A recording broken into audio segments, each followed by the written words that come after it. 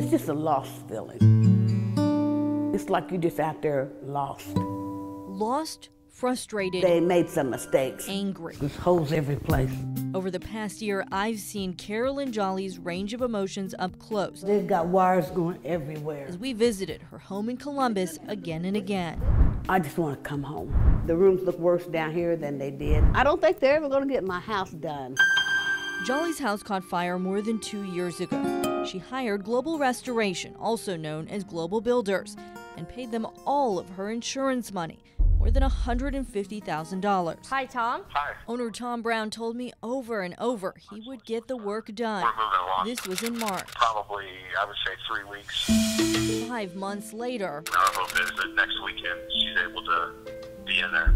the home was never We've finished. been out there. And this fall, I began to catch Brown and his project manager telling me things that simply couldn't be true. We have someone out there today, the 15th, and then get everything wrapped up. You don't have someone out today because I'm standing in the house right now, and there's nobody here. I kept digging and found out this went a lot deeper. Over the past 6 months, Global Restoration has unraveled, Almost $10,000. leaving in its wake other homeowners, people who began to talk to me as I pieced together what was really going on. We paid him $8,600. It was over $9,000. $24,300. Total is about $60,000. CBS4 Problem Solvers uncovered at least 10 properties across Carmel, Noblesville, and Indianapolis, and one in Brown County the Global Restoration took on starting this past April. Homeowners of those properties paid Tom Brown at least $200,000 total. Global didn't finish any of their jobs. Instead, on September 21st, Brown filed bankruptcy. It's real hard. 5 homeowners spoke to me on the record. This is going to be a playroom. Reed McGrew is a young father of 4 who hired Global to finish his basement. Yeah, it was just concrete. In emails, he and his wife pressed Tom Brown as they waited 2 months for the project to start. We even asked him, are you even planning on doing this work? He said, I would never take money from someone in the community and then not do the work. More insulation there. McGrew's complaints mirrored those of Harlana Stappy Everything is disappointing. and Lisa Delp, both in Carmel. I really feel betrayed. We really put a lot of confidence and trust in Tom. I've had to hire another contractor to come in and fix all the things that are wrong. Global customers told me similar stories of broken promises, slow progress, and subpar work. A lot of it we've just had to completely redo. Michael Himes and his college buddies recently started a real estate company and hired Brown to flip this house. It's pretty much an entire loss, the $60 grand that we paid him. Across town, Lovey Smith was beside herself. My worst nightmare came true. She hired Global after a pipe burst in her attic. They put up drywall and painted, but that's it. He never did put the toilet back or do the floor work. The goal was to get it fixed up and sell it. So now I'm out of money, trying to clean it out and just sell it as is.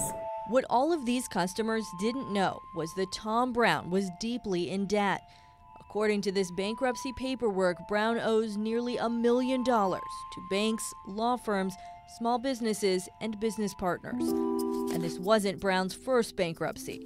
CBS4 Problem Solvers obtained these documents from 2004, which show back then he owed $400,000 related to a business in Terre Haute, Brown & Son Construction. I've tried for months to get Brown's side of this story, but he repeatedly refused to go on camera or apologize.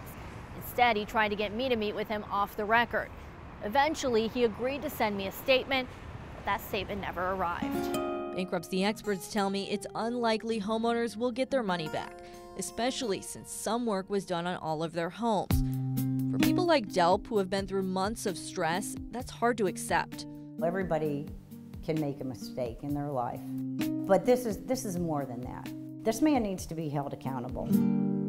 Their project manager... In the absence of justice, Delp and others have turned their attention to the woman who first blew the whistle, Carolyn Jolly. If you stand there, it'll drip on you. They're working to do the work Global Restoration never did, along with Lowe's Hardware, which jumped in at our request and agreed to help for free, restoring the hope Jolly had lost, hope that finally she'll get to live in her house again. This has been over 2 years, so I don't know when I'm going to get to the end of the tunnel. But whenever I get to the end of the tunnel, I know it's going to have to be a brighter day ahead than what it has been.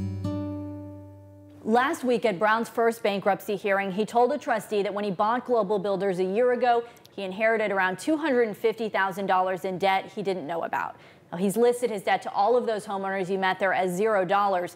Experts tell me he is likely to argue that he did the work they paid him for, and they can hire someone else to finish the rest. Jill, you've been covering this story for what, a year now, is that right? What's next for Carolyn Jolly? Well, I was actually at her house just last week. Electricians and plumbers have found a lot of work they're going to have to do over, but they have started that work. Now, if you want to be a part of that group that's helping her, she started a fundraising page. You can get in touch with us, or we put that information at this story. It's on our mobile app and website. All right. Jill Glavin, thank you.